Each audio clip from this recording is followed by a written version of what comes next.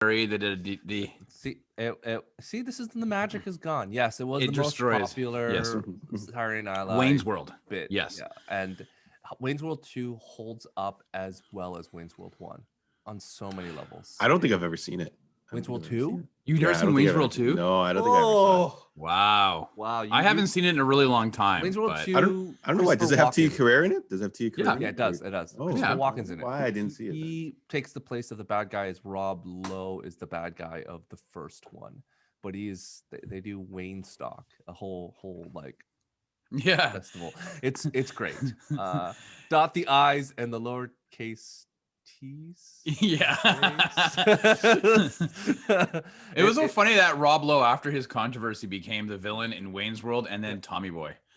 Yes. And he's really good in Tommy Boy as well. Like he's great. in Brothers Tommy Boy. don't shake hands. Brothers got a hug. Yeah. There's that's another one that really still holds up. I can watch Tommy Boy anytime. And if you don't know the fat guy in little coat song, then you're in for a treat. That's right. Andre's looking at us like, what are you talking about? Not my style of movies. I think I saw Wayne's World 1, but that's it. Didn't need to pursue any more than that. Wow. Wayne's World 2 had some good the commercial beats was Pepsi and the was it Advil or something? It's like yellow, small. Yeah. Anyways, welcome everyone to the Heroes World Quarantine Podcast. That was a blast from the past as we talk about some comedies, Mike Myers and the great Chris Farley. Welcome. I'm your host, Dupe.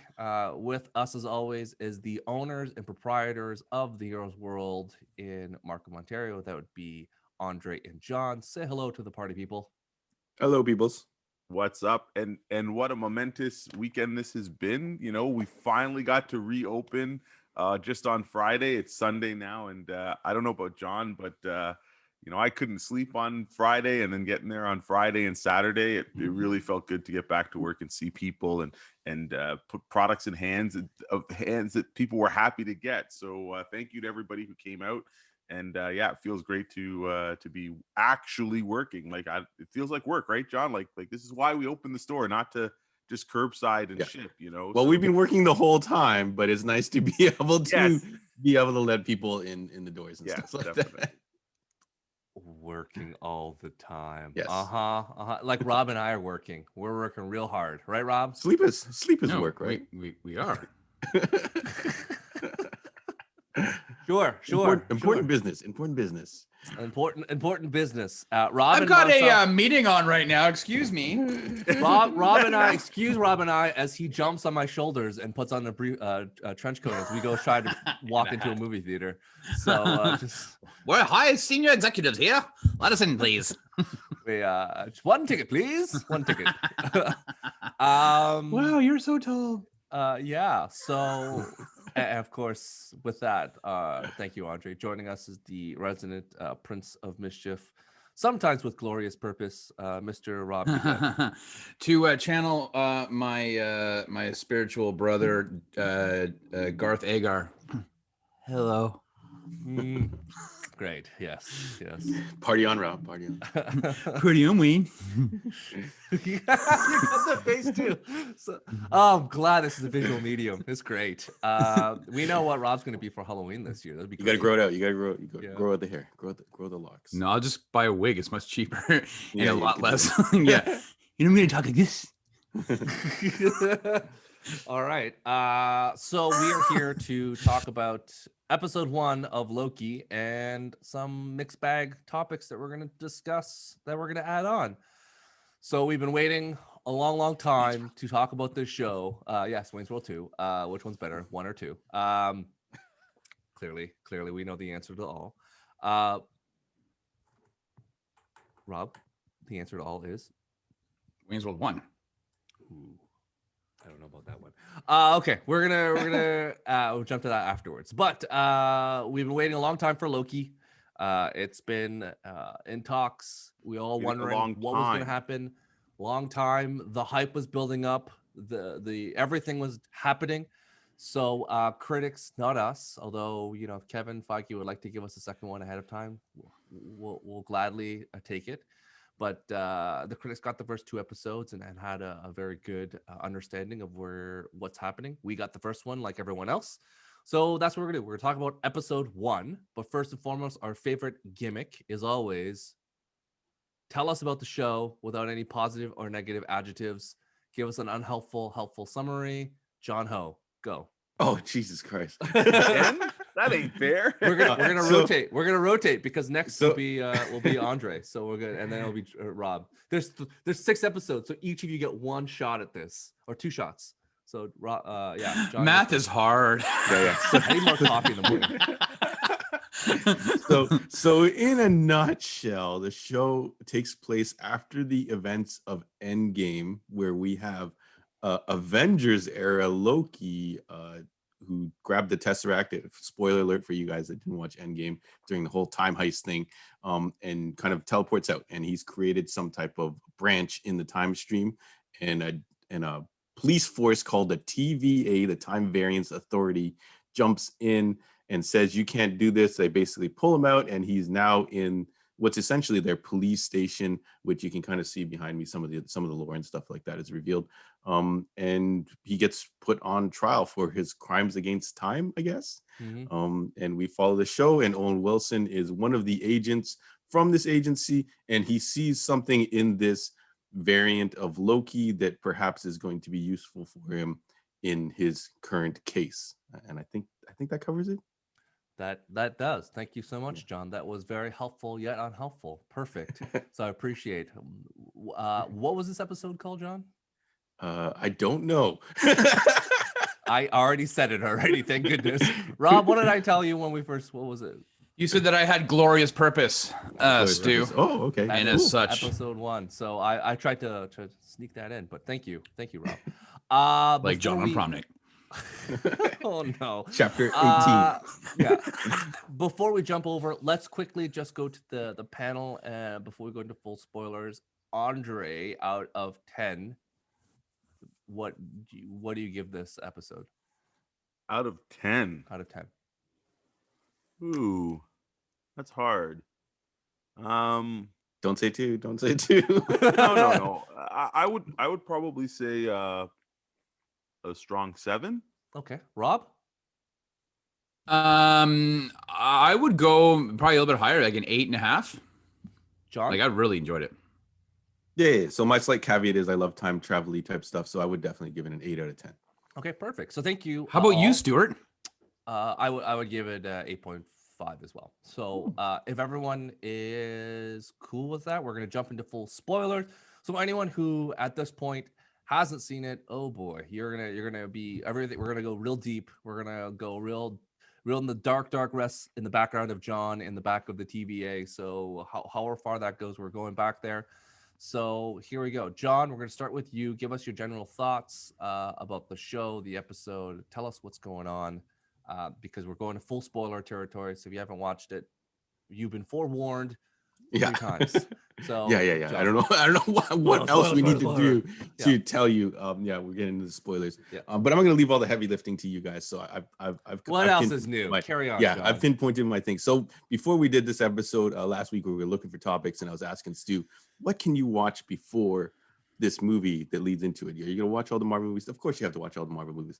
But I went through a list of similar time traveling movies to figure out what this is kind of going to be most like. So on the list, Quantum Leap, not quite Quantum Leap. He's not jumping in and changing timelines and jumping back out. It's not Terminator. He's not being sent back to kill somebody or protect anybody. It's not Back to the Future. He doesn't have a DeLorean. So I figured it out. So don't worry, I got the solution for you guys. This is a reimagining of the Jean-Claude Van Damme vehicle Time Cop from 1994. So Jean-Claude Van Damme stars as kind of like a time enforcement officer for the TEC, which is the Time Enforcement Commission, whose sole purpose is policing time travel. So the parallels between the TVA, who is protecting the sacred timeline, and Jean-Claude Van Damme's Time Enforcement Commission are there, definitely 100%. And whenever stuff happens in the Jean-Claude Van Damme movie, it causes ripples. In Loki, it's causing different branches that they have to kind of clean up. So spoiler alerts, what we have to look forward to And whenever Jean-Claude Van Damme brings in a criminal, they put him on trial. So just like that we've seen in the Loki show. I don't know if you guys remember, he pushes a guy, jumps out the window. He infiltrates Wall Street and he's making money off the Wall Street crash. Jumps out the window. Jean-Claude Van Damme grabs him. They put him on trial. He's guilty. They throw him back into the timeline and he continues to fall out of the building and dies. So what we have to look forward to is Loki doing the splits to avoid some type of dangerous thing coming at him. We have to establish the matter cannot occupy the same space concept. So when Loki runs into another Loki, we have to see what's going to happen there. And then at the end, we see that other guy, the hooded figure. So much similar to Time Cop, I think that is either a younger or older Loki, and they will possibly team up at the end, much like the Jean-Claude Van Damme masterpiece of 1994. That is Time Cop. So that we know already. My thoughts. The hooded figure is female Loki. 100%. We know this already. We know this. How do we know this? Trailers. You've seen trailers. Oh, yeah, okay. Trailers from before. It's the female. I Loki. don't recall. I don't recall that either.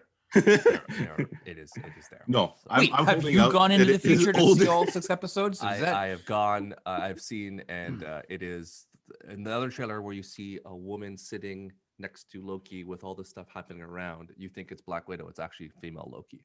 So it's like the same hooded figure that is. We'll see. So You could be wrong. You're making a very strong insinuation or something. It could be an older Loki, and they team up to defeat the bad guy. Would that be called Loki's? Loki's, yeah. The rumor is there will be outside of that one. There's a rumor there's an old Loki and a kid Loki. So there are rumors. Richard E. Grant will play an older Loki. There's a rumor of a kid Loki. So there are other, as John mentioned, variants. So these other variants of different time streams of different things. So yes, John, outside of your time cop theory. Which was amazing, by the way. Which is a good pull from your hat. It fits perfectly because that's pretty much all you know is 80s, 90s. It's a great movie. It's arguably one of Jean-Claude Van Damme's greatest hits. I agree with you. My question is, what about this episode? I was gonna say, what are your thoughts on this episode outside of Time Cop? Shout outs to Canada's own Gloria Rubin, who is in that movie, and she was awesome in it, and she was also in Mr. Robot and other bunch of things. But yeah, go for it. She plays the partner in Time Cop. But yes. Yeah, well, other than that nonsense, I thought it was a really good establishing episode. It was probably the best of the 3 Marvel TV show openers that we've kind of gotten in kind of just cracking things open. Like when you see this background behind me, that's when I go, this is comic books on screen almost. Like this is like they've opened this whole world up, and the budget is allowing them to add this craziness. So now we've added time travel. So we've had space and whatever added via Guardians and Thor Ragnarok. And now we've had magic and stuff added via Doctor Strange and WandaVision.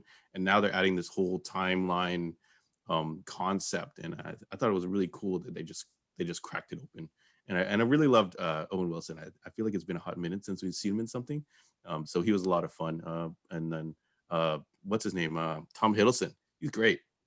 the main character, the titular character, Loki. Who is this guy? This young actor that is. He's great. So it's cool that he was in Godzilla, right? Is that the guy you're talking about? No, he was in Kong. No, Kong. That's right. Sorry, I get them confused. Him and Captain Marvel, Brie Larson, the two of them. And we see 2 variants. So we have the short-haired Tom Hiddleston who can be the young Van Damme, and now we've got the long-haired Hiddleston that can be the older Van Damme that comes back in the team up. Quick sidebar, John. Did you see the trailer for Van Damme's new movie? The one on Netflix. It's in French, right? It's the one in French. The Last Mercenary. Yeah, they're gonna watch that because he does do the splits and everything. It just it's in his natural language, which is Francais. So if anyone deserves a Taken-like run, it's Jean-Claude Van Damme. So if Liam Neeson is hanging up the hat, then then Van Damme can definitely get in that lane. Okay. All right. I'm gonna jump back to you later, John, because clearly all you can think about is the Volkswagen commercial with him doing the splits. So with Enya playing in the background. Andre, I want to know your thoughts because you are less impressed, and I want to know. And I'll do respect. Yep, I totally understand why you would go that route, but tell us your thoughts. Well, I don't want to say like it was a very impressive start. Mhm. The reason I guess for my score is because I feel that it relied too much on the clips, Mhm. you know, and going back and stuff. And I think that the other episodes in this show are definitely going to be better than this first one. Yep. I think that they it looked fantastic, as John said. Hiddleston was amazing. Like again, you don't get a show to be carried on the backs of a single character unless you've got an actor like him, and he's putting those acting chops in it. Um, I guess my favorite part of the show. Oh, we'll get to it after. We'll get Oh, there. Soon. okay, yeah. So We'll get to it. okay, so what? The I guess my main couple of things that were like that threw me a little bit out of it. Like I said, the constant clip show for the flashbacks, then Owen Wilson showing him his future and stuff like that. And they glazed over to me a really main part. I love their little cartoon that they put in where they showed the things, but then they put the guy back in, right? The yellow man, like oh, we put you back in so you're going on your right path, right? But then he says to Loki, or Loki goes, I can't go back, can I? And I'm like, well, that doesn't make sense because this is now not time travel again. It is multiple alternate versions of that same person because we know a Loki has to go back. So to me, I'm waiting to see how they explain that because that means there is now going to be a Loki who's outside of time, right? Whatever this time bubble is where their police station is and all that stuff, he's going to exist outside of that, right? So, or they're gonna, I just assumed they were gonna Men in Black him and he will never remember what happens and they'll insert him back into the proper timeline. I also felt it was extremely kind of lazy to be like, oh no, the Avengers were supposed to do that. So they were supposed to do that. The Ancient One was supposed to do that. What you did, you shouldn't have done. You shouldn't have picked up the Tesseract. So we don't even know what he did. Well, to the point, Andre, they put all the stones back to stop the branches. He is off on his own. So they did break branches, but by going back in time and Steve Rogers putting back everything back into place, they fixed the sacred timeline. But at what point would the Time Authority step in? So shouldn't they have stepped in at the first instance of break? Like they didn't even give Loki the chance to. What is the procedure? No, but here's the thing. So they will explain it. I'm sure they're going to explain it. I think it's simple as the timekeepers know what the history is. So they saw that the Avengers were going to take the stones out, build branches, but they're going to come back as soon as they're done at the same point to fix it. So there was no. I think they explain that, right? Yeah, the branches come out and they're going to collapse the branches. Right? Just collapse the branch. So there's no damage to the sacred timeline. They knew that was going to happen, Andre. 100%. Right. But here's the thing: if you know everything that is supposed to happen, and in you the sacred know timeline, in the sacred timeline, correct, and you know that somebody is changing it, they should know who that person is because there's one timeline, right? The moment that we saw Loki is we are seeing Loki from at Avengers, the first Avengers. Yes. That's where this Loki's taken from. Yep. They then proceed to show him his own death at Endgame, right? Or Infinity War, right? Yep. Therefore, they should already know what Loki did to the timeline. So that other person that they're trying to track that's messing with stuff, they should know it and they should know where to stop it. That's the problem with these time travel things. But they didn't establish they know the end of the variants. They only know they seem to only know the results of the sacred timeline. The variants are branches that they don't know what's going on because I think the power of but Stu, if you know the sacred timeline, you know you're going to stop that person and you're going to know how. Like Loki said, this is all preordained. That to me again, that's their problem, and that's a problem of time travel unless you make it really contained and you explain it well. This kind of leaves it super open. And again, what they are describing as timelines are not timelines. They are alternate realities created because of this, right?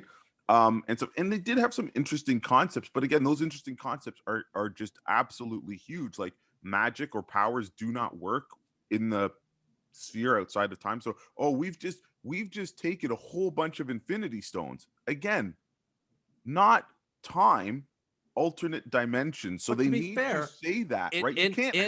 You shouldn't have multiple versions of the Mind Stone. But it happened in the Fantastic Four, existing Andre. at the same time because it's the one. People were same mad at thing. those. No. But in Bad. Fantastic Four, Jonathan Hickman, the Council of Reed Richards, when you're in a pocket universe and your gems are not from that universe, they don't work.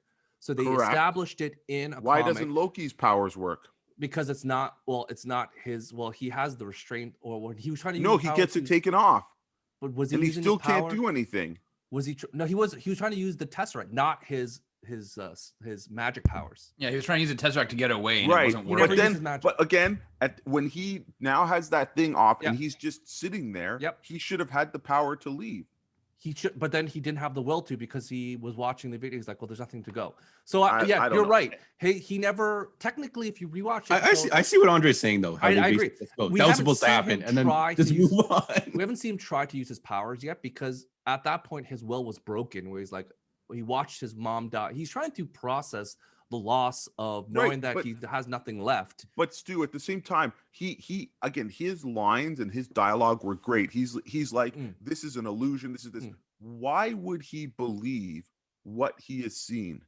Right? Like you want, like he says, you're trying to break the person because you're a villain, right? He knows all the tricks.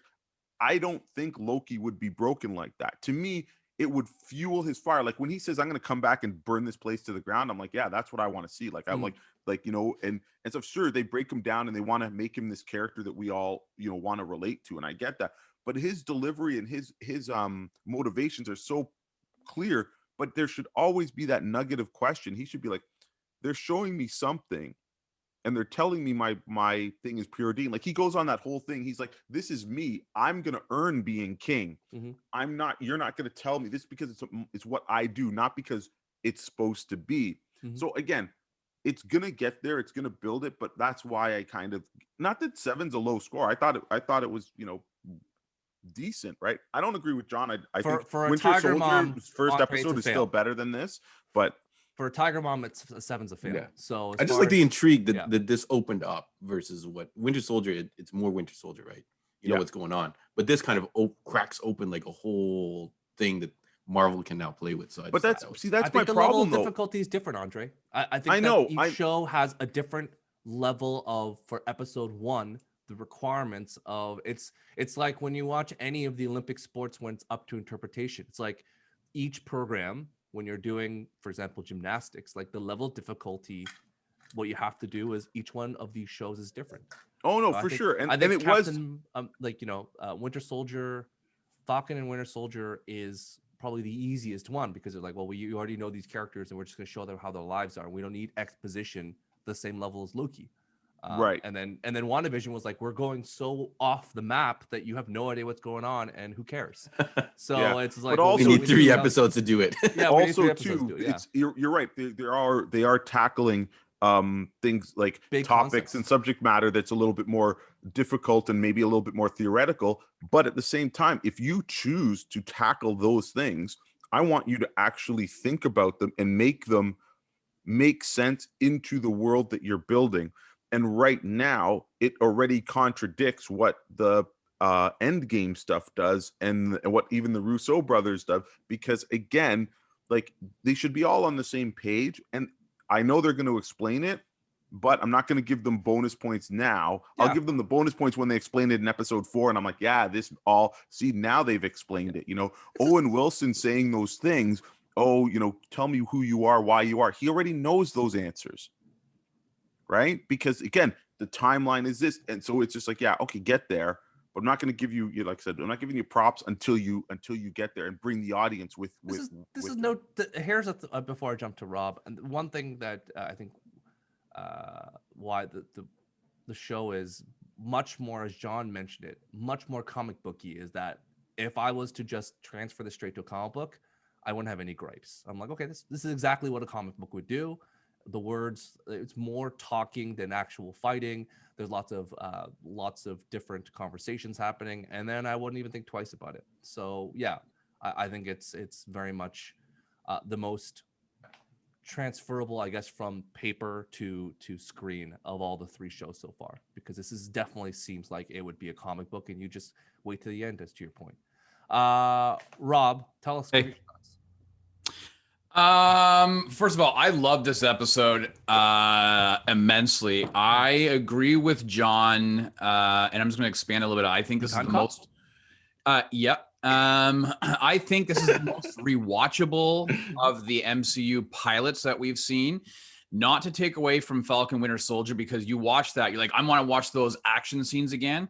This episode makes you want to go back and watch and look for these hints, these nuggets, these things, these side glances, the people in the background. Like, there are the one thing about time travel shows when done correctly is that what happens in the first couple episodes is revisited again in later episodes or towards the end of that season or series to tie it all in. It's the Quentin Tarantino Pulp Fiction effect. It's, take any season of Doctor Who when things happen and you're like, it doesn't really make a lot of sense. Then they tie it back in towards the end of the season. You're like, oh, I understand, because time doesn't work with this. It's a bit more cyclical, right? And whatnot. So I absolutely loved this episode. I loved, as my esteemed colleagues have said, the portrayals of Tom Hiddleston. I really enjoyed Owen Wilson. The guy makes me laugh. I loved the look of the show, the juxtaposition of this time variance authority with the futuristic elements that you see in John's screen in the background, juxtaposed though to like the very 1960s motif with that really horrible brown and orange colors, and the old school the old school television, as Owen Wilson's cycling through, showing him things, but then combined with this projector with the squares, that like there is a lot of thought that went into the design and structure of this world. It's very easy to rely on a futuristic outside that time bubble, a futuristic, look of things, and say, oh, we're gonna make everything look like the Apple Store in 1,000 years, and crisp, lights and glass, exactly. And instead, they went so far the other way, and it actually probably enhances the overall aesthetic and feel of this show. So I'm all on board of that. I love the fact that before this episode came out and we saw the trailers, we were all surmising that, Loki's going to do a Scott Bakula quantum leap, be jumping into the bodies of people. And instead we find out he is DB Cooper, just for shits and giggles, as a joke with Thor and Heimdall from, 50 years ago, right? Yep. Lost a bet. And I was watching it with my son, so I had to explain who DB Cooper was. He goes, oh, that's kind of cool. So that to me was just, I was smiling. I've watched this episode. I've gone through. There are so many things that you pick up in the background. There's so many, again, hints and nods in the way that Loki looks at certain things. And you're like, oh, that they're going to come back to that. If I reference the most, this season of The Flash, in episode 2, Harrison Wells looks off camera and kind of does like a funny, and you're like, okay, well, obviously they're going to explain that. And sure enough, 7 episodes later, they explain why he did that. I think that this specific episode is probably the best world building episode that we've seen of the 3. I think that it will probably, everything will make a lot more sense. I get Andre's gripes about the timeline and the sacred timeline and why don't they see it. I guess as a person who's watched, and I'm sure Andre has as well, but I've watched a shit ton of TV shows and movies that deal with time. And it's one of those things there is no set rule. It's kind of whatever. It will make sense eventually. And I'm cool with it. I'm here for it. I'm so excited to watch episode. This will probably be, as much as I really enjoyed Falcon and Winter Soldier way more than WandaVision, this is the one show I suspect, based on what I've seen, that I would probably watch over and over again. And just some quick hits. One is that when he fell out of the sky and landed in Mongolia, for whatever reason, I got the vibe of Lost when Ben moves the island and appears in the desert. There is a lot of not throwbacks, but acknowledgments or hints to Doctor Who in the way that they have a lot of the of the panels on the ceiling and whatnot, and some of the things that they do. There are hints and nods to other TV shows and other time travel movies, and maybe even Time Cop to a certain extent, although nobody's wearing a mullet. So he doesn't have a full mullet in Time Cop. He just has long flowing hair. So that's a mullet. So I overall I'm super stoked. I cannot wait for this next episode. You know, we can get into the nitty-gritty about, you know, the timeline and the story, but I think that you have to sit back, you have to suspend your disbelief more so than other times, and just enjoy it for what it is, and know that we will be rewarded with a lot of these unanswered questions, because that's the nature of time travel shows. And if they do anything, if they're done really well, but if they do anything really well, is that they do provide those answers later on. So you're running on a lot of faith. You're running Andre, on a lot. But then the flip side is you're running on a lot of pessimism. Like well, Andre, what's done right comic book wise? Because the bar is what for comic TV shows that have done time travel. Like, this is the bar. What else has done it well? Nothing, right? Like, what other what are you comparing this to? Because I understand you, like, and you're right. We have to wait to the end, because we've seen many shows and movies start off really well and the end just flubs the ending. But what is the time travel show that you can let us know that does it better, like, or does it well, so we can have a comparison? Because I can't think of anything. Like, what is the comic book TV show, or what show with time travel does it on better? comic book TV Sliders? shows, it doesn't. Don't let it start it on season 3 of Sliders, John. Like, as far as I know, it ended at season 2, because there is no season 3 and season 4 of Sliders. But yes, it was a fanfic. Andre? Yeah, obviously there isn't any comic book shows that deal with time travel, but there are other shows that do. I'm just saying, like, what's the other shows? Like, give us examples. Give us an example of well, not a whole show that's based on time travel, but there was the time travel episodes in both Next Generation as well as the original Star Trek. Some of those were good because you can't change things. You know, you go into the back, but it all depends on what they establishing of the ground rules. Right? Like, if they establish the ground rules and then they follow those ground rules, again, that makes sense. What I'm just saying, for basing on my opinion, solely my opinion, is that they messed it up so bad in Infinity War and Endgame by not explaining anything, and it just kind of comes together. And I think that this show will more than likely go that route, because it's not the spine of the show. Like you're saying, this show is going to be entertaining, and it's going to answer these questions and create these situations. But I don't think that they really necessarily, I don't want to use the word care, but I don't think it's a priority for them to have it to be tight. But I don't know if I agree, though, because this show is a launching pad and an explainer, a pre-Cole's Notes book, for those people young and old enough to remember those, of Doctor Strange, the Multiverse of Madness, of Spider-Man Far From Home. Yep. They've already gone to great lengths to mention the multiversal war 3 times in this episode. Yep.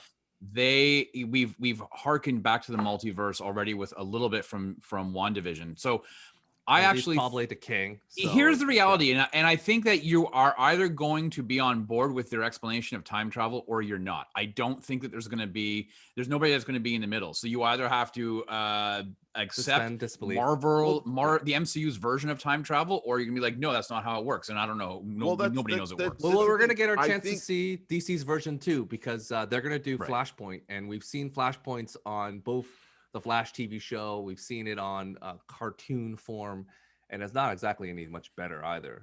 We just wipe it. Flash goes back in time, wipes it, and then we start a clean slate every single time. So time travel is not exactly clean on multiple angles. Yeah, so if this show is literally just to say, oh, there was one timeline and these cops police it, and then by the end of it they destroy it, and then that's why you're going to get multiverse and you're going to get Spider-Man, that's a lot of work to explain a concept that you could literally put a opening crawl at the beginning of whatever, Spider-Man or Doctor. Again, Spider-Man and Enter the Spider-Verse nobody reads no more, Andre. Didn't take 6 hours to explain that concept. They were just like, hey, there's Spider-Mans in different worlds, and here they're going to pop into this thing. And everybody was on board. Everybody loved that show. So maybe they're doing too much to confuse, or I shouldn't say confuse because it's not done yet. It's very elaborate to get people to Doctor Strange. And if you walk into Doctor Strange and haven't watched 6 hours of Loki, is the movie still going to make sense? I'm pretty sure it's going to. Right? Because they're not going to want people to walk into. I don't think it's going to be like, did you guys see? Well, I know Stu saw it, but you walk into the X-Files movie, the very first one, Fight the Future. If you never watched X-Files, you have no idea what the shit's going on, right? You're like, what the hell? That shouldn't even have been a movie. Like, I loved it because I'm like, oh, damn, this is taking place right after all the shit I've read. This is great.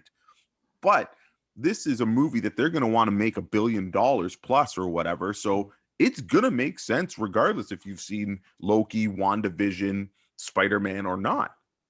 Yep. Right? And Rob remembers it because John Locke is in the beginning of the movie of X-Files. He has his big scene, right, Rob? Locke. Yep. He was a cool character. John Locke. He was great in X-Files. And then you're like, he's in this movie too. Oh, never mind. Yeah, no, I think I know him from Young Guns, actually, Stu. He's from Young Guns. Thank you very much. Sorry, Young Guns. Cue up that Bon Jovi song. Young Guns 2. Come on. I think we're all cautiously optimistic. To your point, Andre, what I think that they left things in, I think because Tom Hiddleston has talked about interviews, is that when they were planning Thor Ragnarok, he walked in a room with Kevin Feige and them, and they're like, we're going to tell you what's going to happen in this Taika Waititi movie. And then all of a sudden the Russo brothers came in. It's like, oh, by the way, you're going to die. And he was like, oh, he's like, in this movie, you're going to. So he had that knowledge 2.5 years before everything came out. So we often say, Andre, do they know what they're doing? I think they planned some stuff ahead of time. So they knew the show was coming. So they could have purposely left Endgame and Infinity War kind of ambiguous to lead to this. So if they could leave it kind of open to fill it out, because again, you're right. There's so much going on, and someone like let's put in, for example, Holly, who's not watching any of this stuff. You got to kind of why Marvel does it so well is they got to balance out the nerds like us who know this stuff. There's the panel of 4. There's various levels of it, and then there's got to be someone like who's never watched it to understand it too. So you're trying to, as the old days when you'd watch TV, someone spinning 5 plates at once. Which kids, that was a thing. That was a talent at one point where you're spinning multiple plates. I need talent time. Like that's what you did for like TV. It's like, wow, this person's really talented. They can spin plates on a pole, a bunch of them all at once. That's all you need to do was a talent, and then you'd be on the Tonight Show. That was the thing. So they are trying to do that, and there are people that, for example, who never watched Loki, and we'd all recommend if you haven't, watch that 5-minute or 10-minute introduction on Disney Plus of like the Loki storyline, because then you'll get wrapped up, and that's where they have to be for phase 4, which here's a half an hour episode on like who these characters are. Because if you're jumping into phase 4, you just have to, I guess, understand you're not going to know everything and just be cool with it. Either you're going to go back in time and watch all of it, or you just be like, yeah, I'm good. I'm just going to watch from this point onwards. But yeah, I totally understand that we are all cautiously optimistic that they're going to fix this, but let's find out. Like, I think to Rob's point, I don't know what you're saying. What needs to be fixed? Like, I don't. We don't know what the end game. We don't know we don't know what the story is at the end. Like, again, the classic example is the Will Smith movie where he plays the last man on Earth, who is a rebuff of Omega Man, which the title of the movie is. It's jumping off my mind right now. You're talking about I Am Legend? I Am Legend. Because the movie was great until the last act, and you're like, this is not good. So here's the issue with time travel is that, listen, if time travel was an actual thing, and this was like, based on it's an actual thing, Rob. Yeah, maybe it is. Maybe we don't know. Have you watched Primer? It's a thing based on when you walk in. I just feel like there are certain tropes, time travel being one of them, that you can't hold the feet to the fire to make it right. Like, it's different if this is like, oh, this is a story of the Titanic, and they missed the fucking iceberg. You're like, wait a minute. No, but Rob, what we're saying is like, look, for this particular show, right? They are choosing a particular time in travel. Loki pulls himself out Yep. And we know he has to get back in there because we know those other Right. after effects. It's a different story as if they do time travel and you pull that person out and you have no idea what's going to happen. So this has to end with Loki being put right back where that moment where the Tesseract gets kicked back. But what's wrong We with don't that? know. We doesn't have, because again, we know that. What do you mean it doesn't have to? If that doesn't happen, all that Thanos stuff says that the Avengers had to do no. does not happen. No, because it sets in the thing that the other timeline still exists because he's the variant of that mainstream. Because once they It's put like a that copy almost. once they put that device on the ground that wipes that timeline, everything was back to normal. So in that animation video, it shows that they put the variant on trial and the other one just continues on its way. No, but I exactly said it. But that other guy doesn't keep walking. They put him back. He does. It's not walking straight. He gets dropped. It's like, hey, we put something back. Anyways, the regardless of what happened, walking back on normal, Andre. Dude, if that thing just resets everything back to how it's going to be, then you don't need anything else. That's exactly what it does. The show. So then there is no variant because Loki kicks the thing, they go back, wipe everything, and it goes. So why do we need any show? Because there's another variant that they tried to stop who got out and who's killing the people trying to stop them. So they're trying to do it because there's not just one variant. There are multiple variants all the time. So there's a Loki other variant that some point did something and then it's running free. Somehow there was a Loki in 1859 that escaped, yet we're still in the current timeline. So again, it's not time because they show time as linear. They're like the sacred timeline. Yeah, but you don't know. And they haven't. You can see that device doesn't go off. So there's no way they've caught that one. So our sacred timeline can't have proceeded from 1859 according to their timeline. But we know it does because that's the timeline we're in. You don't. Again, you're making assumptions, and I'm making assumptions based on the fact of information we don't know. We don't know if this other Loki has a time stone. We don't know if this other Loki has equipment of the stolen from the Minutemen. So like it could be the reason why they're moving. Like you're just saying 18, but also that Loki's been alive for a long, long time. North's gone. So theoretically, he's been alive since. Of course, I'm not saying he can't be alive, but I'm saying if he is in that particular time, whatever is causing that variation in 1859, and that device doesn't reset it like you think it resets the timeline back to normal, then how do we get to where we are in whenever Avengers took place, where he 2012. Anyways, because we'll have to watch and continue. And I think you guys are diving too deep. No, Andre, I think you're just griping for I understand what you're saying, but I'm not just griping. That's my opinion, dude. I know, but even in the movie, it shows the line still goes. So even in in Endgame, there's a line and another line pops up and it still continues. So there's two Lokis going forward and parallel with each other. So that Prime in the Sacred Timeline still exists no matter what, but there's a parallel universe that branches off, which does its own thing. So nothing is disturbed. So Andre, if you did something like punch someone in the face and that's a variant, regular Andre like you will still continue on doing your own thing. But the Andre that went around and punched us all in the face and said I think Andre's right though. I think in that video we'd have to watch. Well, everyone go back and watch that primer video. I think they do kind of drop the guy back in, so it implies that they've taken this guy out and dropped him back in, but maybe there's a step in there that's not. Well, they in the video, because I've watched it 3 times already, so I've watched this episode 3 times. Yeah, well, let people. It shows him. Let people go back and watch it. Still walking on his way. I'd have to rewatch it. Again, walking on his way, and the other one is put on trial. So the Sacred Timeline one always moves no matter what. So it's nothing changes. Yeah, maybe. And you saw 6. I'll agree though that when they glossed over it, when he's like, "What about the Avengers? Why aren't they on trial?" And they're like, "That was supposed to happen." You're like, kind of like, "Hold on a second." It's the same. But I think they're going to talk about it later. It's the same thing with that Looper movie, right? Looper, you got the two Bruce Willises looking at each other, and then he says, "Oh, how can this happen? How does time travel exist?" And he says, "Don't worry about it. It's going to hurt your head."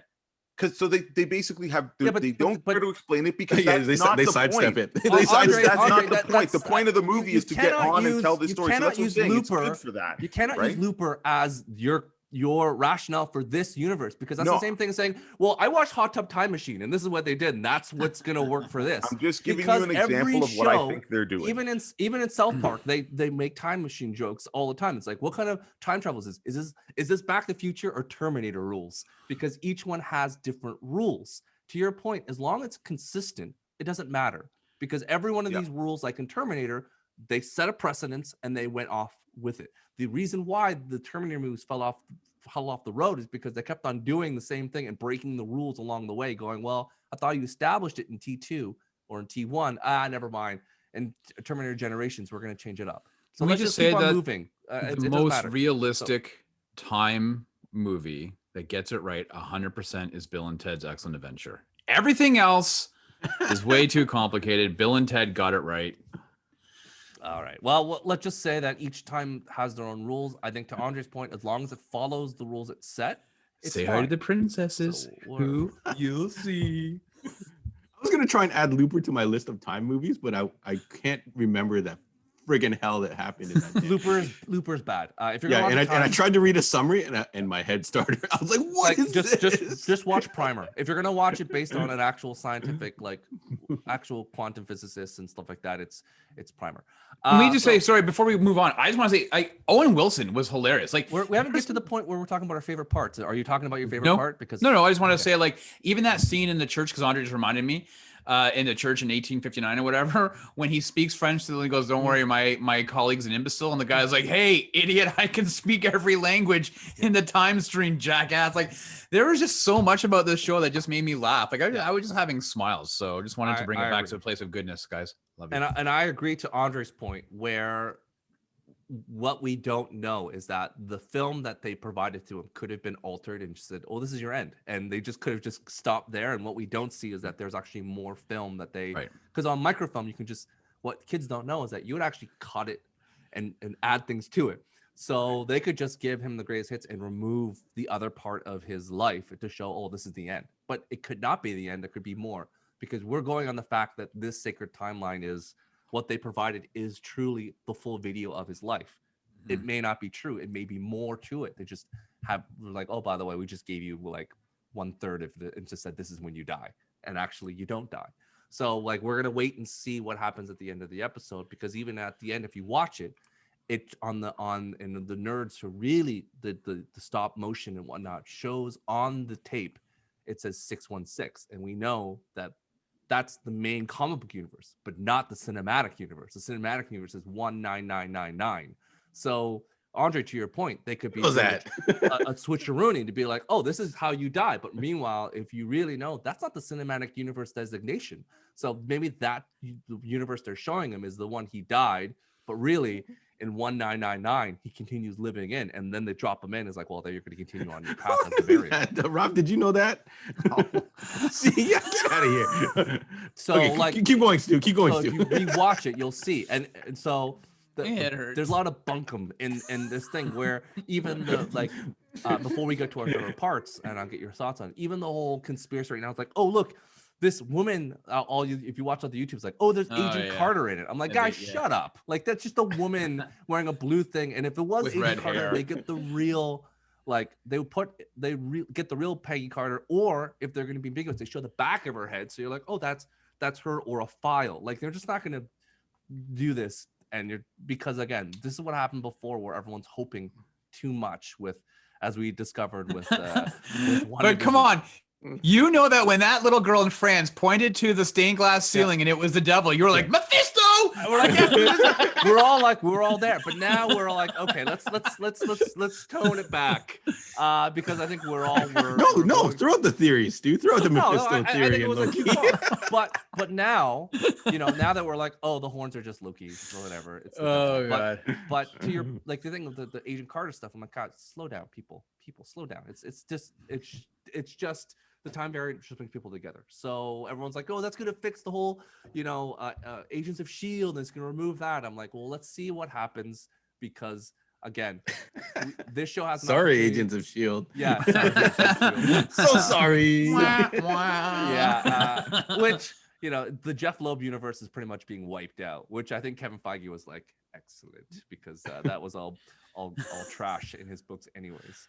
So if the Loki does that, then to Andre's point, it's house cleaning. It's like, we're just gonna get rid of all this stuff and be like, all you fans who watch it, don't worry, it's here, but it got erased through the variants. So okay, John, what is your I guess we'll go least favorite moment of this episode? Oh, least favorite? Oh yeah, least. I don't know. I think Andre's point of them just glossing over the Avengers thing. That's the only thing that jumps out to mind because I did stick out in my mind too, where they're like, oh, the Avengers did it. Although the sequence right before that was great when he's like, if not you, then who? He's like, the Avengers. like how good is Tom Hiddleston in that point? But yeah, I think that was. Oh, you know what? The Infinity Stones thing. I think it was a gag that they threw in. And people are pissed about it. There's all these pictures of Black Widow and in that drawer full of Infinity Gems there, and people are pissed. So. I get it totally. I get it. It's a show. Again, it's a plot point to show. Yeah, I think it was a gag. I think it was a gag they put in, but maybe no, it's not a gag. I think it's to show the power of the TVA. No, they could have done it with just the Tesseract. The Tesseract just doesn't work or whatever. Or but one how do you stone. show? They didn't need a whole drawer full of stones. Well, no, but you have that raises too many questions. Don't forget though, the thing that he resets the timeline with. It's that purple, and that is probably a use of one of the Infinity Stones, right? So, I think it's to show him the power of this, where the TVA is. It's like to Andre's point, like you said before, like how does he just accept everything? You got to show him that everything in this place is more powerful, more than anything he knows. Is that fact that he knows they're all. I guess stones. The revelation. I just thought like, maybe it was one too many of those stones. He has in that to drawer. comprehend the loss of some. Like if I was to throw Andre in a room and be like, "Here is your whole life," and then you have to process it in 20 minutes, as opposed to dealing with loss and dealing with it when he had years to like figure out the loss of his mom and all this stuff and figure out that like that's a lot to process and take in, regardless of whether you're a god or not. And also to understand that your world, like you're a god, like I'm all powerful, Odin's powerful. No, actually, Odin's nothing. Like all these people have more power than what you have figured out when it comes to Asgard. Like you're the most powerful. Actually, you're not the most powerful. There are people better than you. So it's a lot of things about recognition of like, you think it's like when you're in high school and you're in a small town and you're like, I'm the smartest kid here. And you go to university, you're like, oh no, there are many more smarter people than me in the real world. So it is something that I think they threw in to make him realize faster that the TVA. Yeah, it was a trigger. It was a trigger for him to realize what was going on. But I just thought it was a little over the top. But yeah. Well, I think you're just complaining that there was a Horace Wagner baseball card in there. You're like, the most expensive card in baseball is there. Rob, what is your thoughts on the worst thing? On he's so on mute that he's. I don't find that there was the best anything thing that he was on mute. Yeah, I don't find that there was any one scene that I disliked. The only thing if I was to come up with anything, is that I wanted to know more about when they used that stick. Mm-hmm. And they touched that dude who was at the beginning with Loki, who was being processed. Who didn't want to take a number? And he goes all blue. And like, is he dead? Is he like? There's a lot of those on. Like, what does reprocessed mean? Like, there was all these things. Like, what does that mean? Like, I wanted to know more. So for me, I was like, oh, come on, man. Like, just explain what happened to that guy. Is he dead or is he back in the time? Yeah. Like, what? Right? Like, if he's dead, then why did you? Anyways, so it was that, and then. I gotta say, as much as I loved the aesthetic of the place, I hated the uniforms on the TVA agents. Like I was like, like, do you have to look like you got your stuff from a surplus army store on Queen Street? I don't understand. Like, could you not? Rob, did you want the default Starship Trooper uniform that you use in every TV show, including Firefly? Oh, they should have repainted those. I don't know what I wanted. I just was like, because that's the default science fiction costume. I don't know. They look like people. They bought a bunch of stuff from like a baseball outlet, and we're just using Batcatcher's equipment with a helmet. So that would be it. But like literally, there was nothing context wise in this show, scenes or anything else that I did not enjoy. So. Production design for the uniforms. Got it. Andre, you're probably going to be more open to failure than Rob. So what did you dislike? But you've already. I guess now that you guys are talking about it, I think. But again, this will change. I think the TVA is way too powerful.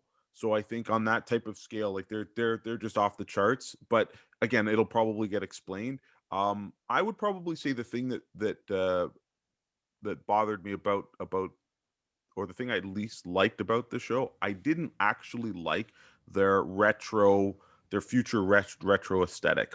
You know, I actually felt that it was kind of lazy, that that instead of them trying to imagine what a place that could look like that is legit infinite amount of time, they decided to go 1950s future Jetsons look with the monitors and all of that stuff. And I think that really just it cheapened it for me. Not that it didn't look good, and not that that their props and sets didn't look good, but I just felt that it was a little bit lazy, and also I felt that it was a little too human centric. Right? You have the TVA, and they're definitely all time everything. You could have slapped a blue alien in the background, or a purple alien, or a tentacle monster, or something in the back, just to show, right? Like the architecture in the back, and that Johnson, like, yeah, that is something grandeur. Like you right? wanted like a Men in Black looking facility. Like no, not necessarily a Men in like Black, all, but I'm like, just saying, nice like again, it's this is this big time variance thing. They could now, I know, again, it's TV, it's budget, but just even like just a background thing, just to show that it isn't all that. But anyways, that's a small gripe. But you know what, though, I disagree with you. But yes, Rob, sorry to interrupt. And maybe Rob's gonna say it too. I really thought that aesthetic of the 1960s, like orange and stuff, it fits the look of when you go to like parts of Toronto and you go into that like DMV, like it looks like, oh god, this is hell. Like going in there and like this is an unorganized, like utilitarian this place place. It's out of time, right? There's no way but there's that a lot they're of going to bureaucracy. use a dot matrix printer. And I know it's it's a dot matrix printer. We're going to get some laughs from the people who remember them. The people who don't know, they're not going to know what it is, so it doesn't matter. I just think that it takes less imagination to say, hey, let's go and do a 50s let me just finish my thought. You know, what was it called, like Tomorrow City or Future Festival, you know? Yeah, the Expo. I think at the end of the day, the look of it, they were saying it's supposed to look like Mindhunter, feel like this type of old-timey building because of bureaucracy. Like if you think about how difficult it is to make change in that type of bureaucracy, it's like this is all the pencil pushers, all these people like Eugene Cordero and stuff like that, they're just doing their jobs. And this is like a very, I guess, process-based organization, and that's the look that they want to feel. And again, there's a reason why that look doesn't exist anymore, because it's not welcoming, it's very boring, it's like energy draining, as opposed to now when they're like, oh, we want more natural light, we want more bigger white rooms and whatnot. So this is kind of to emulate the drudgery of the TVA and what they do. So I think that from that aspect of it, it looks and it fits what you want from an organization that wants to. It's like you look at all those like European old buildings back in the day, like during communism, it kind of looks like that too, where you walk in, it's like all concrete and all like no windows and like all like it's a design choice. Not everyone has to design it to like make it. Design is subjective, right? Right, but the thing about this, though, I think that's what I think. Yeah, is that the design, essentially what this does is it future proofs, no pun intended, this show from technology surpassing it. You put it, the aesthetic, everything else in the past, therefore you don't have to worry about creating these tablets and projectors and everything else that are not too far down the line. And so it says it's, the worst thing that a time show can do is predict what they think is going to happen in the future. And all of a sudden we all start having these devices and you're like, okay, well, it's really hard to think that this is the future. Listen, I'm going to take, like, look at Star Trek. They all walk around with their tablets and everything else. And they go, oh, cool. This is, 20,000 years in the future, but we have these now. It future proofs that happening by saying, hey, we're going to put it and use these old school stuff. And so it's somewhat timeless. And again, I'm not trying to be punny, but that's just the way it is. So I don't think it's timeless. I think it's lazy, because guess what? Time does march on. So if you're going to watch Star Trek from the 60s and complain that we have a phone that has a computer bigger than that, you're watching something that's 50 years old. Yeah, but right? They have to, the fact that that show back then when it was on predicted the future 50 years is a bigger point than saying, oh, this show got it wrong, because 20 years from now we do have holographic TV. I think you're missing my argument. No, I'm not missing your argument. I get exactly what you're saying, but I disagree with it. That's all. Have you watched Star Trek Discovery? Have I watched it? I have not. I watched the first couple episodes. So you can see in Star Trek Discovery specifically that show takes place in the same timeline as the USS Enterprise with Christopher Pike.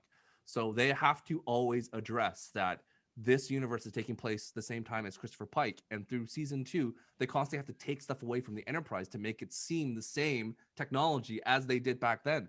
So you guys are saying they're future-proofing Loki for 20 years down the line? No, but, so but if you're going to do a show that jumps back in time to do this, like, again, it's easier to do as opposed to Star Trek, where in Star Trek Discovery, they have holograms.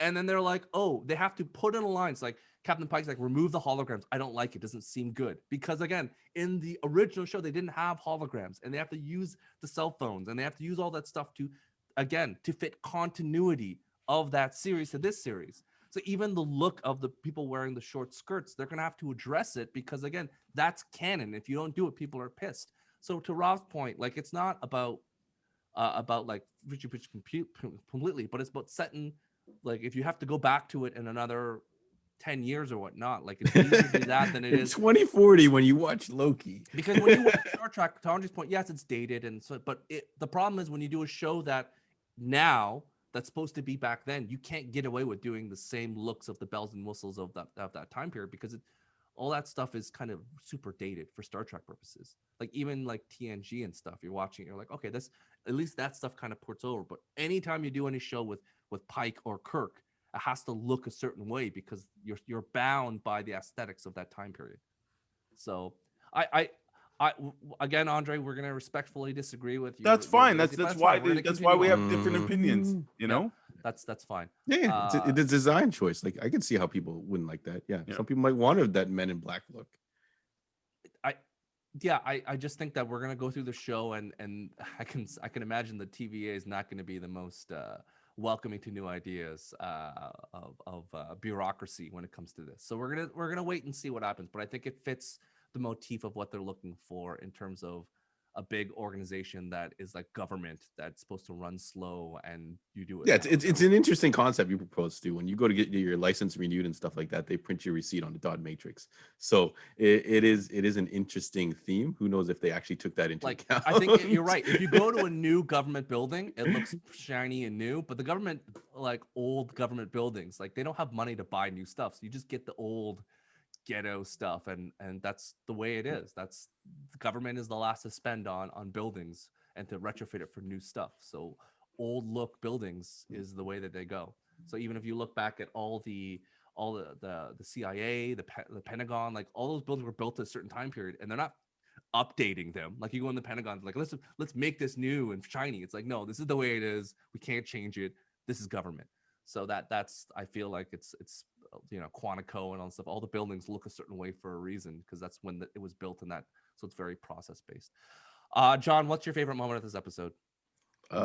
Favorite moment? Okay, yes. So Tom Hiddleston did a wicked job. I think it's gotta be that time looper device. Because it runs on this weird like wheelie thing, which is very kind of like old school tech. But my main thing is, I imagine these actors on set having to act like you've been rewound in time, and then try to like tumble forward and stuff like that. So I can't imagine if they're ever going to release those as behind the scenes or whatever. But I thought it was a really funny gag, especially the one where he tries to put him back on the chair and the chair's gone. He's like, "Oh, sorry, it doesn't rewind objects. Yeah, my bad." So I thought it was a good gag. Tom I thought it was. Did mention that when he did the face thing, they brought an extra slow-mo camera, and when they did it, he did a raspberry. So that's how he did the effect. So he's like, he did it, and he's like, "Hey, I'm gonna do a raspberry," and he basically did a raspberry to make the effect of his face.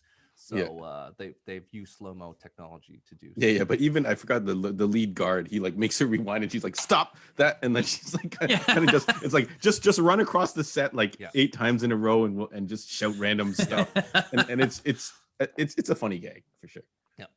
Andre? The cartoon. Yeah, if they would give me a 20-minute Marvel cartoon like drawn like that, set in the Marvel universe, I think that would be amazing. That was Tara Strong who voiced that, eh? Yep, that is correct. Yeah, that is correct. Miss Harley Quinn herself. Yeah, original Harley Quinn, right? And Power. But she also actress. did the Powerpuff Girls, or the My Little Pony stuff. Yeah, she is the powerhouse actress that does everything. So shout outs to her. She is born in Toronto, Ontario, indeed. Rob? I really like the DB Cooper scene. That I mean, that made me laugh. He just looked, I don't hate to bring it up. In that moment, he's sitting in that airplane, he's got those sunglasses on, he's doing the wink, and I'm like, holy crap, it's James Bond. Like, I was just like, New Bond, this new guy. Bond. Yeah, there we go, start the rumor.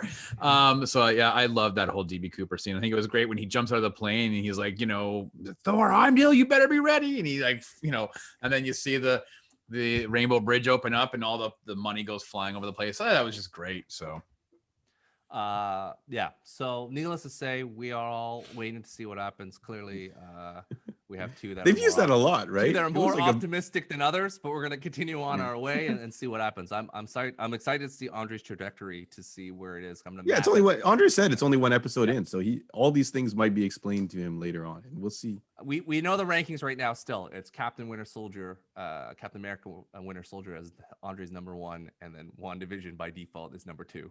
Because it's the only other one that's there. So we're gonna see. Does MODOK count? Sorry? Does MODOK count? Nope.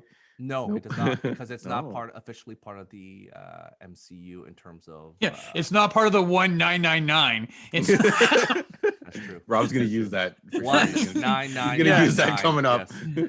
I think it's like 5 nines. Okay. Otherwise, I'm gonna start singing a Prince song. All right, continue. Yes. Well, that's very track. apropos for this time show where I talk about party like it's 1999. There we go. So, needless to say, we're excited for 2. We do know there will be at least one montage in our future. So we're excited to see how Loki does a montage through all of history and time, because that is a trope of all 80s/90s TV show where he does a montage flying through various parts of history doing things. So I'm excited to see that. And we're going to go. We do know that 6 episodes, hopefully they're all, and Robin shared for us, like, first episode's 51, episode 2 is 53. So we do know it's going to go there. I think they did indicate it's a few hours of content. So we're going to see where this all leads. And we knew before it's a mini arc. So it's Loki, it's Spider-Man, Multiverse of Madness, and WandaVision all kind of tapped up in this small adding of universes. So we're going to see how maybe Andre's prediction is right, where the TVA gets blown up, and then that's what leads to more temporal wars, the rise of Kang, and all these different things that pop up. So shout out to Jonathan Majors out there. Hopefully I get to see you in Kang sooner than later. So last shout out before we jump over to the next topic. Eugene Cordero, although you get no love for people that watch Star Trek Lower Decks, I thought he was great in the 2 seconds he had in this episode. He was like, I'm gonna get you like a fish. Like, what's a fish? It's like, yeah, that guy was pretty funny. Good times. He was threatening me with what? Calling me a fish. What is it? So, I need it defined. I need the threat to be defined. Like, in the moments I'm like, it's great. And then Gugu didn't have much to do this episode, but I'm expecting more from her in the future. She's way too good of an actress to have her just do nothing. So I'm gonna see what happens going forward. So all right, the next thing, Andre, share with us the I Have Spoken. What do you have to recommend for us this week? All right. Time travel. Yeah. Time travel. Time travel. Yes. I have spoken. So if you guys are out there watching Star Wars The Bad Batch, little spoiler for this week's episode was Captain Rex shows up, and they're really doing a great job of tying in the last season of Clone Wars with where they introduced the Bad Batch and stuff. So my recommendation, I have spoken, is Star Wars Legion. An amazing miniature game. It's skirmish battle set in the Star Wars universe. You can pick from playing Rebels, Imperials, Separatists, and of course the Grand Army of the Republic. And this is Captain Rex. He can lead your clone forces and stuff. Super cool model, super cool game. And it's really nice because it's a great hobby thing to do. I know we're just getting out of the lockdown, but the figures are really nice. They go together really well, and you can paint them. Lots of reference material out there, obviously, because it's Star Wars. So you can really customize your clones if you want to do, like, the 501st, or you want to do the Coruscant Legion. Lots of different things, all the main characters are out there. Star Wars, including like Luke Skywalker, Darth Vader, a couple starter sets to choose from. So it's a great game. I highly recommend it. Some of the tightest rules of any miniature game that's out there. And it's a whole lot of fun. So even if you don't like Star Wars, or you're not super into it, it is a great miniature game, and you can play it with kids and adults. We've got customers at the store who play from 8 years old all the way up. So Star Wars Legion, available at Heroes World, or you can check it out online at your local game store too. Yeah, I miss it a lot. So when we're back open, I'll teach anyone who wants to learn how to play. I used to play several games a week. And also the component of the puzzle of designing your army is not even just the hobbying. The putting together of that puzzle to make your army work and beat someone else's is a fantastic element. Sorry, Stu, go ahead. No. Yeah, you can definitely, based on the rules in Ontario, maybe different from all of us differently, depending on where you live, you can start meeting people from your households outdoors. So if you go in a park or you go out in a backyard and you set up the game, you can play with. Right. Yeah, just add some weights to the bottom of your models. Up to 4 outside of your household. So if you want to go to a friend's house and Rob could build a floaty table in his pool, and you could be playing Star Wars Legion. And you can play. So in the pool. If you're looking to play with others, we in Ontario are allowed to meet up outdoors and to meet up with non-bubble members, I guess, outside of your household. We haven't had a bubble in a year. Who knows? Wait a second, outside of your household. So of this portion, you are eligible to do that. So hopefully you are getting vaccinated, and then you can go out and go in a backyard and have a couple ciders or beers and play a game if you are old enough to do that. So enjoy the nice weather and have a. You mean old enough to drink, not play game? Yeah. Old enough to drink, yes. Right. Okay. So yes, and there we go. And of course, as always, all that stuff is available to pick up at Heroes World. So if you need that, go there or your local board game or a comic book store. So wherever you are, if you are outside of the GTA, go pick it up. Local, support local. So our first question brought to Anonymous asked a question. Anonymous, named by JH, asked us a question. What a good guy. What a good guy. I'd mentioned that the Immortal Hulk and the Venom comic book writers, Al Ewing and Donny Cates, are basically swapping books. So if you had the ability to talk to, had the power to swap any 2 writers for any other books, what books would you change? So Andre, I'm going to let you go first. What would you do? Wow. I was hoping you'd let me go last, just in case I was taking the swap from other people, because then I could. No, because last time you got fly. screwed, so I'm gonna let you go first this time. So I'm gonna give it to you this time, just because last time you got as you would say, someone swept the somebody leg, sniped. You were just like, oh no. Okay. So I'm gonna let you go first, Andre. This was a pretty cool question and stuff, because when you think about Donny Cates' Venom run and Al Ewing's run on the Immortal Hulk, both books are like fantastic. They're doing extremely well. Sales are great. The books are great. They took characters in a different direction, and now with them it's not like they're just trading for a couple issues. No, Donny Cates is no longer writing Venom. He's going to write Hulk, and Al Ewing is going to write, Venom. Like, that's part of the new creative team, like permanently going forward. It's not just remember they did Assistant Editors Month where editors swapped, like back in the 80s or whatever. So I wanted to try and come up with a team that both books are winners, because it's very easy to say I want to take my favorite team and put it on my favorite superhero, right? But then that the leftover book might not work out. So since I'm going first, I'm choosing. I wanted to switch and make sure both books and both teams could maintain excellence. But right now, the 2 books I'm talking about are already really good. So I'm not saying to do this tomorrow or anything, but in the future. So first up is going to be Tom Taylor, who's writing Nightwing. Book is amazing. I would put him onto Justice League. Why? Because he wrote Injustice, and I think he definitely has the knack for writing good characters and putting really good motivation. and stuff. And I would probably take his artist with him from Nightwing over to Justice League. I think that would be really good. Plus, I think given the reins, because he's going to be also writing Superboy, the new Jonathan or Superman, as Jonathan Kent as Superman, I think he might be able to reinvigorate a newer, younger, hipper Justice League book. Like if you put that Superman in and you put Nightwing in on the team. And anyways, I think that'd be really good. But so who's currently on Justice League right now? You got Brian Michael Bendis and you got David Marquez, I think, doing the art.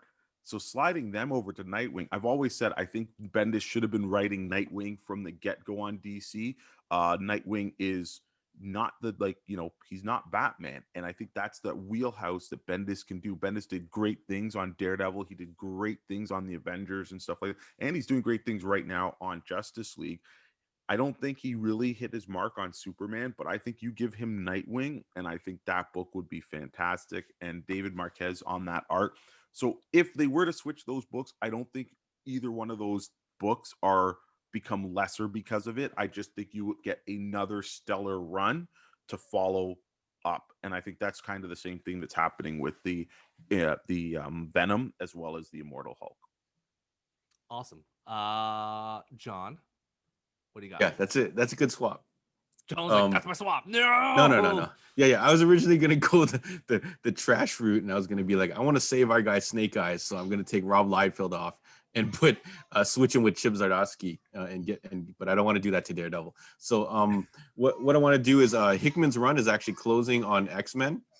So he's gonna be looking for a new place to go, and I actually feel like he should go over to the Avengers maybe. So I don't know if he's ever done any Avengers runs. He did a long Avengers run. Yeah. Oh, okay. Maybe I can't do that. Sorry. So Rob Liefeld, Snake Eyes dead. Yeah, I got nothing then. Yes, the return of I got nothing. I love it. It's been a long time. Oh, amazing. Yeah. My only other idea is to steal from Andre. Just do the Rob Liefeld. Just go for it. Yeah. Tell us what's going on. Snake Eyes. This is your own question. How can you not have anything? Hey, I pose these questions for you guys to do all the heavy lifting. I just come up with wacky stuff. Well, so Chip Zdarsky doing a really good job with Daredevil right now. Move him over to Snake Eyes. Okay, why? Why would he? Why? Because Daredevil can't see, Snake Eyes can't talk. So Chip Zdarsky can definitely figure out some way to make that gimmick work. And then we can finally have a good G.I. Joe title. So that, and sorry, God. Daredevil, you're gonna have no neck and no feet for the next little bit. But a lot of pouches, a lot of veins, a lot of pouches. Yeah, Daredevil's costumes need some more pouches. So I think this works. I think it works too. All right, cool. Go to Rob. Rob Liefeld, why not? It's not why not? Wow. Because he's just, he's not busy. He's the charming guy. He can make it work. He can probably just basically, well, if Neil Black, he could just do a Daredevil / Deadpool book. He'll just bring back Deadpool and be like, the two of them will just hang out in all the panels. So it'll be fine. Okay, Rob, what do you got? So I was a little bit nervous because I thought John was going to take my pick. But I should have had faith. I should have had faith in the fact that I knew John would come up with nothing. So I'm actually going to go a little bit outside. I'm taking this writer. First of all, I did one of the best detective comics. Is it the guy from Underwater Welder? Are you going to mention Underwater Welder? No, that's Jeff Lemire. No. This guy did one of the best recent detective comics runs, and that's James Tynion IV. He currently has his Something is Killing the Children. I think that he has a really good grasp on the horror genre, and I guess I shouldn't say horror, but more of the mystical, the horror, the mystery stuff. I want to swap him with Jonathan Hickman. And Jonathan Hickman's X-Men run. So I would love to see James Tynion, because he did such a great job with the detective Bat family in his run there during the Rebirth era, put him on X-Men. But Jonathan Hickman, his run on X-Men, especially when he rebooted with House of X, Powers of 10, there was a lot in there that was very world building, that a lot of dark shadow use in his writing. And I would love to see him take on to do a little bit of a run on Something is Killing the Children. So that was my Something is Killing the Children and Tynion was actually on my list. I couldn't figure out what to swap it with. So it's close. I almost got you, Rob. Almost got you. Unbelievable. Okay, there we go. All right, last question of the day. That's a good selection, Rob. Thanks, Stu. Great. Good choice, Rob. No, Good answer. Good answer. Good answer. Yeah. He's on the At least I board. had something. At least I had something. Well, John had something too until Andre told him otherwise. So don't. I thought of that right before I did it. I'm like, technically, I actually think technically, if that, Andre said that he nothing, has done Avengers before, but I thought Technically, Jason Aaron on Andre would've X-Men said would be nothing. fun. John would have stewed in his mistake, and then the comics would be like, John, he did Avengers. So Andre saved him. Well, also it's time told for him to that he's come Donny back at the same It's time time. for him to come back So- and do House Do you of remember? Powers Do of you remember the Team Light. Hickman run? Remember he did Avengers and he also did the new Avengers, the Illuminati book. So he did one of the best runs on Avengers, right? Yeah. Not saying he couldn't come back and do more because he's great, but yeah, he had a really good run. Can I throw out one other my We'll save it for secondary another day. team? No, we're saving it for another day. Okay, save it for another day. All right. Well, guess what? This topic will come back again. Don't worry. Nice. I want to get to the last thing quickly as summer is upon us, summertime. Last question. I know, Andre, you could go on all day about switching comics back and forth, but yeah, we'll save that for next week. We'll do it again. We'll bring it back for John's redemption tale to pick another two comics. What are you talking about? This is a brilliant move for Snake Eyes. Yeah, but Snake Eyes stock would definitely go up. Sorry, Daredevil. But Daredevil stock goes to the ground. So you you never know. You never know. Screwed up one for the other. That's not what you call a win-win. It's win for one side and terrible flames on the other side. Where The stipulation was not to have a winning combo. it's the meme of that the dog sitting there drinking in the fire. It's like Everything's fine. It's fine. It's fine. Summer's here. The kiddos are finishing school, whether it's in high school, elementary, or whatnot. So I want everyone on the panel to give a recommendation to the parents, the uncles, the aunts, the grandparents, the older siblings. What can they buy their kiddos or young adults to read during the summer? Because as we know, summertime is here and kids don't want to do anything besides go out, have fun, or play Fortnite. So if you had the mandatory reading for the kids, what would you recommend for them to continue at least to read something that isn't on a monitor? John, what's your recommendation? Yeah, I'm gonna go Underwater Welder. I want to punch you in the head if I could touch you. I'm actually gonna shout out Brian Michael Bendis again. So he wrote a book called Batman Universe for DC, which was included in those big thick amalgamation books or whatever. But it was a fantastically fun book. It's got a little bit of flavor of the Batman 1966. So the whole idea is the Riddler steals a Fabergé egg, which is a very old school Batman thing, and Batman goes to try and catch the Riddler, and he teams up with Green Lantern and Green Arrow, and then he even jumps to the past and teams up with Jonah Hex and stuff like that. So and Bendis actually did a really good job, I think, writing Batman and his interaction between guys like Green Arrow and stuff like that. They were kind of making fun of each other and things like that. And the art is like fantastic. Yeah, so Nick definitely Darrington did the art. It was awesome. Yeah. And the trade paperback just came out, I think, last week. So we do have that in stock if you're looking for something fun for the kiddies. Definitely recommend that one. Yeah, it's a good selection. Good one. Thank you, Rob. Rob, what do you got? Well, so I'm going to go over with something I've mentioned the last couple of weeks. It's Underwater Welder, isn't it? No, it's Gideon Falls. All right, I want the kids to have nightmares. I was actually trying to think of what book I was reading at the younger age that you could, like, Age of Apocalypse. I think a kid could. Yeah, you were like figure that out. Penthouse Forum, and like they don't have those anymore. There was a Tropicana bus that passed by with a bunch of girls that stopped on the side of the road because the tire blew. Imagine my surprise. So I love how Rob had to do the voice. It's like the voice of what? Why is this like a pubescent teen? Like what's as you're reading it, going, oh my god, can you imagine that actually happened? Okay, so I'm gonna go with Batman Fortnite 0 Point. For a couple of reasons. One, as Stu alluded to, Deja vu, folks. Deja vu. School's out soon, and kids are going to be wanting to play Fortnite, and it's going to be difficult to keep them off of the screens. So you allow them to have it on Fortnite, but then you also dive into the world of comic books, introducing them if they don't have a pre-existing understanding of the Batman universe or the character aside from what they see in the movies or the cartoons. But you have them reading the comic, it delves deep into the lore of the game that they are currently playing, because let's face it, that is the most popular game out there right now. And so they are issue 5, I think, comes out this week. Issue 6 is 2 weeks from now. So you know, grandparents, aunts, uncles, whatever, you can rush out. You can go to Heroes World, pick up the first 4 now, or wait till Tuesday or Wednesday, grab the 5th.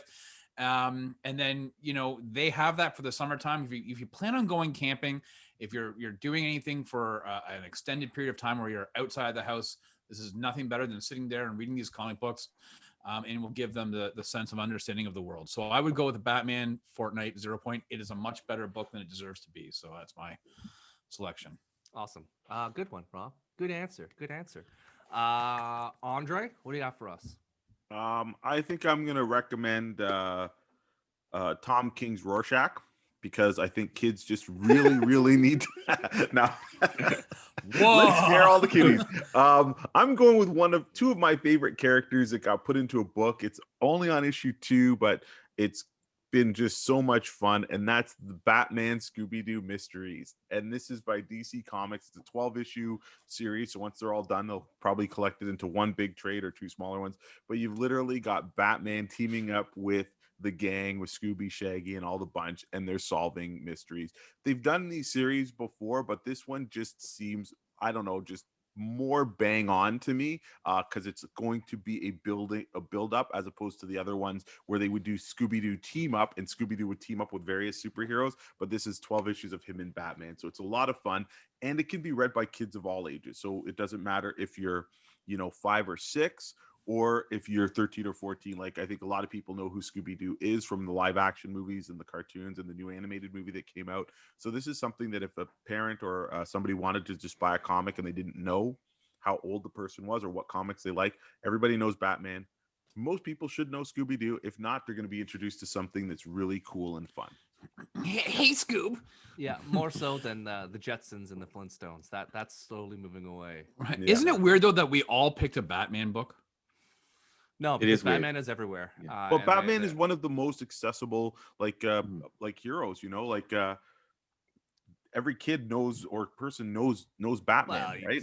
It's kind of what No, but I guess Marvel what does with the Wolverine. Just put Wolverine in everything. It's It is No, funny, though. I guess it was funny that none of us chose like a Superman or a Spider-Man book, that we all chose a Batman book. And I'm not it's very interesting that he's a lot more diversified in, like I said, John's got the time travel story. Yeah, it's they're able to self-contained, cover all the. and yeah. you and I, Andre, are doing things with other properties, Yeah. right? You don't Well, I see think that with that's- Superman, really, right? I think that's it. Like, I've been really enjoying the Heroes Reborn Marvel book, but I don't know if I would recommend that to a 6-year-old. Not that it's Right. bad, right? Because again, it's big, bright, colorful, and stuff like that. But I just think that if you're going for a more, something that's going to cover all bases, I think adolescent, anybody yeah. can read Batman.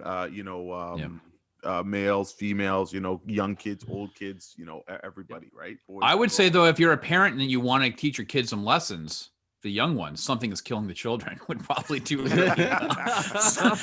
Especially while you're off camping, saying, "Hey, Jimmy, read this before you go to bed." Yeah.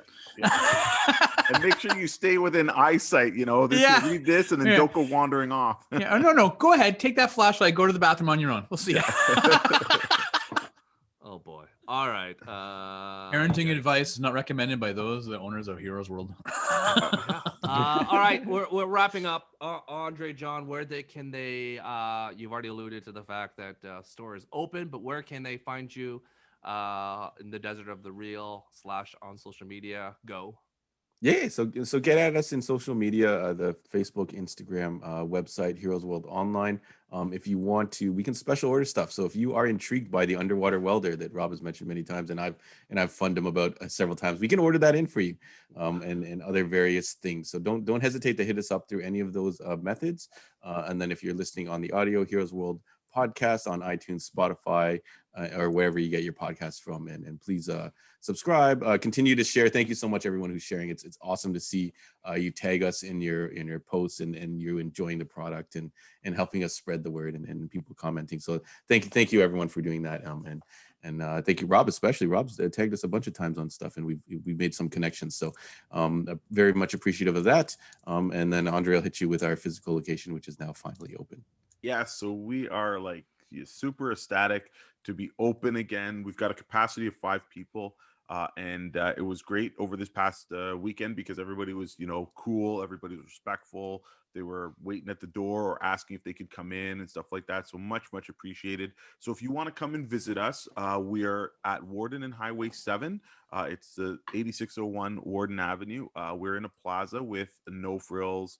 There's the McDonald's in our plaza. There's Shoppers Drug Mart, and I think Canada Computers is just recently moved there. So it's a big plaza on the corner. You can't miss it. Bubble tea coming soon, folks. Bubble tea coming soon. Yeah, you get your bubble tea on. We are going to be open in the store from Tuesday to Saturday. So we're going to still be keeping the Sundays and Mondays off, just so we can bring you all this content as well, and to keep ourselves re-energized and excited to see you when you get into the store.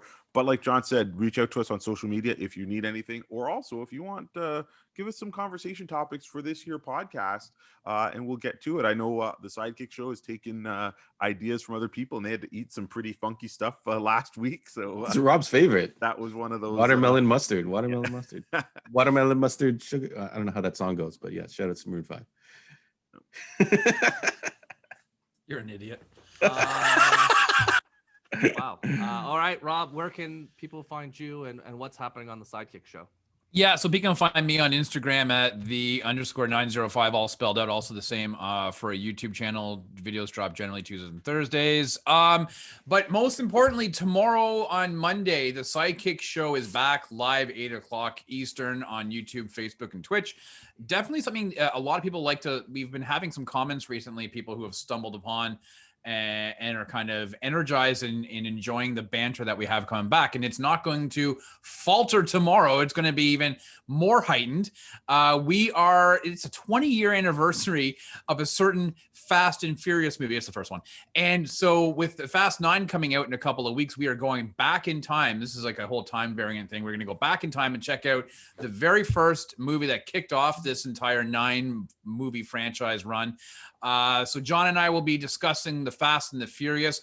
We have a special guest. I don't want to spoil it, Andre. And we will be, I'm sure, welcoming a lot of your comments and thoughts on, does this movie hold up 20 years later? Is there the DNA of what we have? Does it actually make sense of how we've gotten so far to upcoming of 9 movies? So very excited for that. So definitely join us tomorrow on the Heroes World Sidekick Show, 8:00 at night on Facebook, YouTube, and Twitch. This is how we roll. I'm sure Stu remembers this. I do. Stu remembers some good times here. Too. Some Ja Rule tracks. Yes, that is Eastern Standard Time for those who are watching on the West Coast, just for kicks and giggles. So thank you everyone for joining us today. As a reminder, please support local, share, comment, let us know your thoughts. If you want us to go through questions, send us your questions as well in the thread, and we'll put that together. John and Rob always look at the comments and whatnot, and we'll reply. So if you have any questions you want us to ask for the previous week, I know Mr. Incognito, JH Incognito sent us a question for this week. Maybe he might do it again, but if not, we're always welcome for more questions and more thoughts. So and bring your time travel theories. Oh man, no, hurts my head. You can try and explain Looper to me. There's no solution for Looper. That's the thing. That's what Andre's right. They didn't even bother. At least in this one, they're like, they gave you that minute of like, here's an explanation, because in Looper they're like, yeah, it is what it is. Like even Jeff Daniels tried his best to like, it's a thing. I'm here. Listen, the reality is Looper was only made to make Gordon Joseph Levitt look good because he looked like a young Bruce Willis. That was it. That's the only purpose of Looper. There's no other. It doesn't make a difference. It is what it is. So that's what it is. Okay, cool. So thank you all. Be safe out there. Support local. Go to the store. Say hello to Andre and John. Pick up some stuff that you've been dying to pick up. And we will see you all next week where we talk about Loki episode 2 and more of your questions. So we'll see where the gauge is. Andre's thoughts and feelings of time travel. So Hey, it got a strong 7, so that's pretty. Yeah, that's a high rating from Andre. That's a high rating from Andre. Again, like I said before. So don't get it twisted. We just students wanted to debate, but if you are an Asian parent, that's a fail. So it's a super fail. If you're an Asian parent, that's a fail, and if you're a tiger mom, that's a double fail. But if you're a Caucasian parent, that's like you're going high places. That is. You're not Harvard bound. You are not going to be a doctor, a lawyer, engineer if you don't get 9.5s. So it's got a long way to go. So that's why the tiger moms would be like, that's unacceptable. You need to work double time to get your marks up. So we're gonna see what happens. All right, everyone. See you later. Peace out. Thank you again, Stu. No.